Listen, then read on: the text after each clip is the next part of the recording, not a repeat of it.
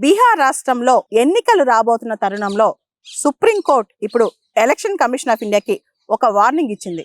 రీసెంట్గా election commission of India బీహార్లో special intensive revision ఏదైతే జరిపిందో దానిలో గనక ఇల్లీగల్ మెథడాలజీ ఫాలో అయిన విషయం తెలిస్తే గనక బీహార్లో ఎలక్షన్ కమిషన్ ఆఫ్ ఇండియా నిర్వహించిన స్పెషల్ ఇంటెన్సివ్ రివిజన్ మొత్తం ఈ లిస్ట్ మొత్తం కొట్టి పారేస్తా అని చెప్పి సుప్రీంకోర్టు చెప్పింది. అక్టోబర్ 7వ తారీఖున ఈ విషయంలో ఫైనల్ హియరింగ్ జరగనుందనమాట. మనందరూ తెలుసు, రీసెంట్గా election commission of India Bihar రాష్ట్రంలో స్పెషల్ ఇంటెన్సివ్ రివిజన్ చేపట్టింది. దానిలో 65 లక్షల ఓట్స్ గల్లంతాయని చెప్పి కూడా చాలా మంది గొడవ చేస్తున్నారు.